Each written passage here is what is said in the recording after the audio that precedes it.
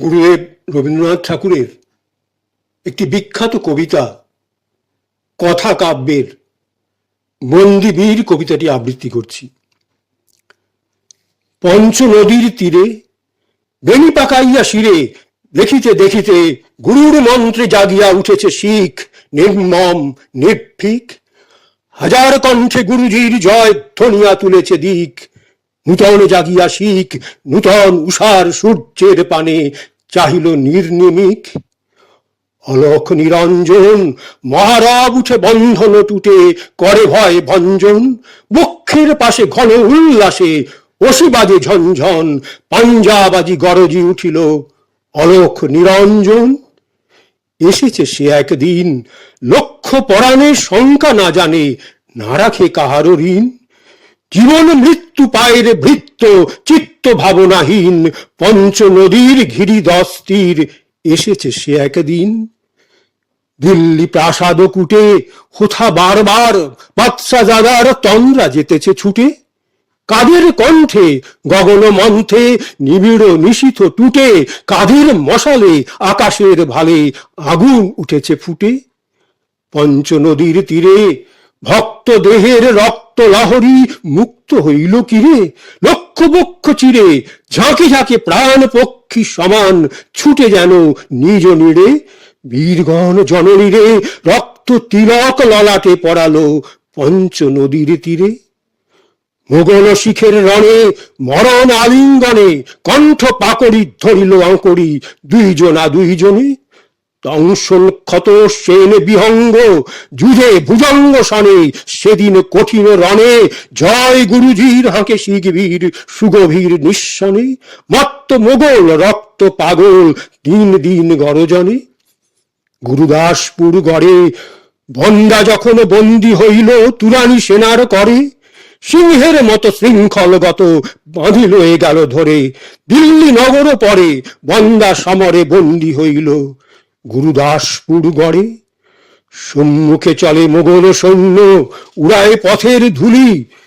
ছিন্ন শিখের মুন্ড লইয়া বর্ষা ফলকে তুলি। শিখ ৭০০ চলে পশ্চাতে বাজে শৃঙ্খল গুলি। রাজপথ পরে লোক নাহি ধরে বাতায়ন যায় খুলি। শিখ গরজয় গুরুজির জয় পরাণের ভয় বুলি। মোগলেও শিখে উড়ালো আজিকে দিল্লি পথের ধুলি। পড়ি গেল কাড়াকাড়ি আগে কে বা প্রাণ করিবে কো দান তারি লাগি তাড়াতাড়ি। দিন গেলে প্রাতে ঘাতকের হাতে বন্দিরা সারি সারি। জয় গুরুজির কহি শত বীর শত শির দেয় ডারি। সপ্তাহকালে ৭০০ প্রাণ নিঃশেষ হয়ে গেলে বন্দার কোলে কাজী দিল তুলি। বন্দার এক ছেলে কহিল ইহারে বধিতে হইবে নিজ হাতে অবহেলে। দিল তার কোলে ফেলে কিশোর কুমার বাঁধা বাহু তার বন্দার এক ছেলে। কিছু না কহিল বাণী বন্দা সুধীরে ছোট ছেলেটিরে লইল বক্ষে টানি। ক্ষণকাল তরে মাথার উপরে রাখে দক্ষিণ পানি। শুধু একবার চুম্বিল তার রাঙা উষ্ণিশখানি। তারপরে ধীরে কটিবাস হতে ছুরিকা খসায়ে আনি। বালকের মুখ চাহি গুরুজির জয় কানে কানে কয় রে পুত্র ভয় নাহি। নবীন বদনে অভয় কিরণ জ্বলে উঠে উৎসাহী। কিশোর কণ্ঠে কাঁপে সভাতল বালক উঠিল গাহি। গুরুজির জয় কিছু নাহি ভয় বন্দার মুখ চাহি। বন্দা তখন বাম বাহু পাশ জড়াইল তার গলে। দক্ষিণ করে ছেলের বক্ষে ছুরি বসাইল বলে। গুরুজির জয় কহিয়া বালক লুটালো ধরণী তলে।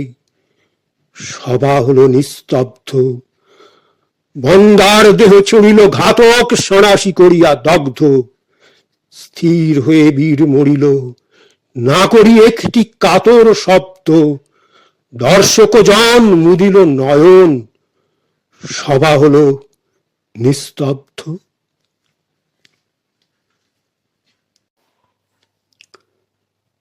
গুরুদেব রবীন্দ্রনাথ ঠাকুরের একটি বিখ্যাত কবিতা এবার আমি গুরুদেব রবীন্দ্রনাথ ঠাকুরের হিন্দুস্থান কবিতাটি আবৃত্তি করছি, নবজাতক কাব্যেরই।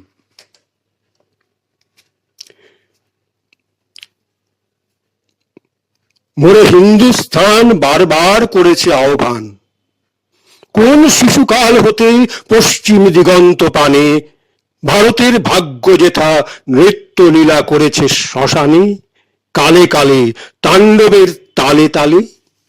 দিল্লিতে আগ্রাতে মঞ্জির ঝংকার আর দূর শকুনির ধ্বনি সাথে, কালের মন্থন দণ্ড ঘাতে উছলে উঠেছে যেথা পাথরের ফেনস্তূপে অদৃষ্টের অট্টহাস্য অব্রভেদী প্রাসাদের রূপে।